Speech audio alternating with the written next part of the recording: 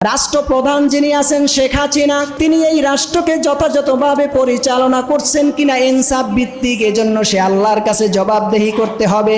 মন্ত্রী তার মন্ত্রী পরিষদ বর্গের ব্যাপারে আল্লাহর কাছে জবাবদেহিতা হতে হবে। যত কাজ তুমি পেয়েছো সুষম বন্টন হয়েছে কিনা, এমপি তুমি যত কাজ পেয়েছো তোমার এরিয়ায় যেই কয়টা থানা আছে সেই সব জায়গায় যথাযথভাবে ইসলামের কথা কাজ তুমি পৌঁছাতে পারছো কিনা। চেয়ারম্যান, ইউনিয়ন চেয়ারম্যান সাহেব, পুলিশের ডিসি, এসপি, আইজি, তোমরা যারা আছো, তোমার প্রশাসনের অধীনে যেই কয়জন সেনাবাহিনী আছে, ও সেনা প্রধান, ও তুমি জেনারেল সেক্রেটারি সাহেব, তোমার অধীনে যারা আছে তাদের তুমি ডিপার্টমেন্টে ইসলামের যথাযথ নিয়মকে মানতে পেরেছো কিনা, মানুষকে জানাতে পেরেছো কিনা। যদি জানাতে না পারো, দুনিয়ায় ভালো খাবে, ভালো থাকবে, কিন্তু আমি আল্লাহর আসামির কাঠ গড়ায় দাঁড়ালে কড়ায় গন্ডায় হিসাব ছাড়া এক পা আগাতে পারবে না।